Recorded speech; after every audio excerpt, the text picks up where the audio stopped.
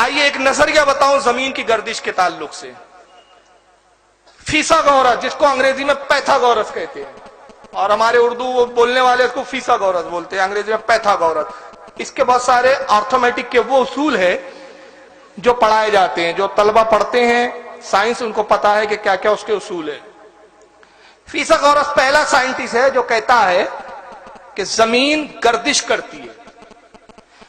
فیثاغورس سے پہلے دنیا میں کوئی نہیں کہنے والا تھا کہ زمین گردش کرتی ہے. آج بھی یہی مانا جاتا ہے کہ زمین جو ہے گردش کرتی ہے، گردش گھومتی ہے، سورج کے ارد گرد گھومتی ہے اور زمین کے ارد گرد چاند گھومتا ہے.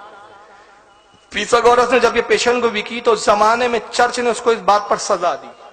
چرچ عیسائیوں کا جو دھارمک استھل ہوتا ہے ان کا، وجہ یہ تھی کہ بائبل میں بھی لکھا ہے زمین نہیں گھومتی، ہندو کے جتنے گرنتھ ہیں اس میں بھی لکھا ہے کہ زمین نہیں گھومتی. تو گویا ان کے نزدیک اس نے دھرم کے خلاف، مذہب کے خلاف، عیسائیت کے خلاف ایک اصول اور بات بیان کی. چرچ نے اس کو سزا سنائی اور فیثاغورس کو اس زمانے میں موت کی سزا دی گئی تھی. اب اس کا جب انجام لوگوں نے دیکھا تو اس کے بعد کسی بھی سائنسدان نے یہ کہنے کی جرات اور ہمت ہی نہیں کی کہ زمین گردش کرتی ہے. لیکن 1880 کے اندر فیثاغورس سے کچھ پہلے، فیثاغورس کے کچھ بعد، معاف کیجئے گا، فیثاغورس بہت قدیم سائنسدان ہے. اس کے بعد پروفیسر کاپر میکس ایک سائنٹسٹ آیا اور پروفیسر کاپر میکس نے پھر ہمت کر کے کہا کہ نہیں، فیثاغورس کا جو نظریہ ہے پیتھاگورس کا وہ صحیح ہے، زمین گردش ہی کرتی ہے. تو لوگوں نے اس کو کچھ توجہ دی، کچھ لوگوں نے سنا، کچھ لوگوں نے مانا، کچھ نے نہیں مانا. مگر اس کو فی الحال سزا تو نہیں دی گئی. کہا کہ بھائی ایک کو تو سزا دے چکے ہیں، اب ایسے بولنے والے بہت پیدا ہوں گے، کس کس کو ہم سزا دیں گے. اس کو تنبیہ کی گئی، ڈانٹ ڈپٹ کر کے اس کو خاموش کرا دیا گیا. لیکن 1880 کے اندر پھر ایک بہت بڑا مشہور سائنسدان آیا جس کا نام ہے پروفیسر آئنسٹائن. آئنسٹائن نے بھی کچھ تجربات سے اور کچھ دلیلوں سے بات کی اور دلیلوں کو پیش کر کے کہا کہ زمین گھومتی ہے، گردش کرتی ہے، اور فی سیکنڈ اس کی رفتار یہ ہے اور وہ ہے. پوری دنیا بھر کی اس نے تحقیقات پیش کی.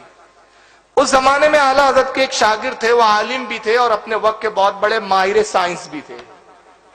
ان کا نام تھا مولوی حاکم علی صاحب، لاہور کے رہنے والے تھے. اعلیٰ حضرت کو انہوں نے خط لکھا اور یہ خط فتاوی رضویہ کی 27ویں جلد کے اندر موجود ہے.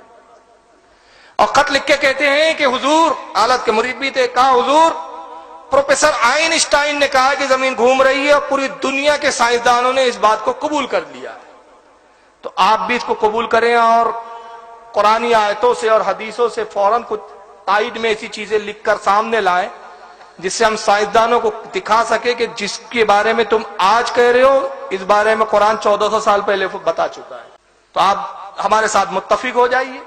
اور انہوں نے جملہ لکھا کہ حضور آپ میرے ساتھ متفق ہو جائے کیونکہ میں بھی مانتا ہوں کہ زمین گردش کر رہی ہے. تو فتح رضویہ کی 27ویں جلد جو ابھی موجودہ نئی 30 جلدوں میں آئی ہے اور اس کا صفحہ 227، اس پر اعلیٰ حضرت نے جواب کیا دیا سن لیجیے. کیونکہ اسلام کا نظریہ یہ ہے کہ زمین گردش نہیں کرتی بلکہ ٹھہری ہوئی ہے، یہ اسلام کا نظریہ ہے. اور اس کے تعلق سے قرآن میں بہت ساری آیتیں ہیں، حدیث بھی موجود ہیں. تو اعلیٰ حضرت نے ان کے لیے ایک پورا رسالہ لکھا مستقل. وہ 27ویں جلد میں رسالہ موجود ہے، یہ فتح رضویہ کی 27ویں جلد، اور رسالے کا نام ہے نزول آیاتی فرقان بسکون و زمین و آسمان. اس میں قرآن کی دلائل دیے، حدیثیں نقل کر دی، تفاسیر نقل کی، اور ان کو فرمایا، ان سے فرمایا کہ دیکھو اس کو پڑھیے آپ. قرآن کہتا ہے کہ زمین گھومتی نہیں ہے، حدیثیں بتاتی ہے کہ زمین گردش نہیں کرتی، تفاسیر کہتے ہیں کہ زمین گردش نہیں کرتی بلکہ ساقی نے رکی ہوئی ہے. اور آپ کہتے ہیں کہ میں اگر آپ سے متفق ہو جاؤں تو سائنس مسلمان ہو جائیں گی، سائنسداں دیکھیں گے تو بڑے متاثر ہوں گے اور اسلام لے آئیں گے کہ دیکھو صاحب قرآن تو 1400 سال پہلے کہہ چکا ہے. مگر حالت کی سوچ دیکھیں کتنی اعلیٰ درجے کی سوچ ہے، جہاں ہمارے ذہن نہیں جاتے وہاں حالات کا ذہن جاتا ہے. کہا میرے عزیز سائنس یوں مسلمان نہ ہوں گی کہ جتنے مسائل میں سائنس کو اسلام سے اختلاف ہے ہم ہر مسئلے کو سائنس کے مطابق موڑتے جائیں. تو ہوا یہ کہ اسلام سائنس نے قبول نہیں کیا بلکہ اسلام نے سائنس قبول کر لیا. بات سمجھ میں آ رہی ہے؟ جملہ نہیں سمجھ میں آیا؟ چلیے تھوڑا سا آسان کرتا ہوں. بھائی سائنسدانوں نے ایک بات کہی، مثال کے طور پر سائنسداں کہتے ہیں انسان بندر تھا، قرآن کہتا نہیں انسان کو ہم نے حسین و جمیل چہرے پر پیدا کیا. اب سائنس کو اگر سمجھانے بیٹھے آپ تو آپ بھی کہیں نہیں حضرت آدم معاذ اللہ سمجھانے کے لیے کہہ رہا ہوں، حضرت آدم جو تھے ان کی شکل اچھی نہیں تھی. تو ہوا یہ کہ آپ نے سائنس کو مسلمان نہیں کیا بلکہ اسلام نے سائنس قبول کر لیا. بلکہ ہونا یہ چاہیے، حضرت فرماتے کہ جتنے معاملات میں جتنے مسائل میں سائنس کو اختلاف ہے اسلام سے، وہاں پر اسلام کے نظریے کی تحقیق کر کے اسلام کے نظریے کو اجاگر کیجئے، تب سائنس مسلمان ہوں گی. اور اس کے بعد اعلیٰ حضرت نے پھر ایک کتاب لکھی پوری.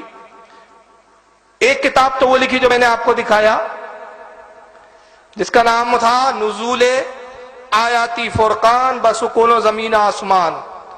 اور دوسری کتاب لکھی جس میں سائنٹیفک دلیلوں سے ثابت کیا، اس میں قرآن و حدیث کچھ بھی نہیں ہے، صرف سائنٹیفک دلیلوں سے ثابت کیا اور کہا کہ زمین رکی ہوئی ہے. اور اس کے اندر اعلیٰ حضرت نے 105 دلیلیں دی جس سے بتایا کہ زمین ساکن گردش نہیں کرتی. یہ وہ کتاب آپ کے سامنے جس کا اردو میں نام رکھا گیا زمین ساکن ہے، اور اس کا اعلیٰ حضرت نے جو عربی نام رکھا تھا وہ تھا فوز مبین در رد حرکت زمین. یہ ابھی موجود ہے، یہ آپ کو مل جائے گا، یہ میرے سامنے موجود ہے.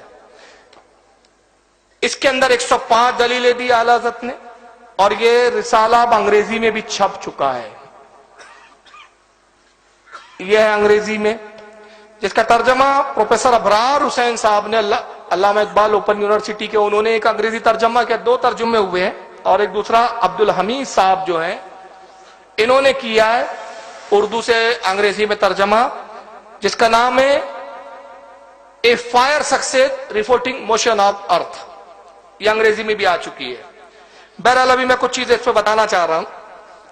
سائنس یہ مانتا ہے کہ کوئی بھی چیز جب گردش کرتی ہے، کوئی بھی سیارہ، تو اس میں 2 طاقتیں قوتیں ہوتی ہیں، ایک جاذبیت کی اور ایک نافریت کی.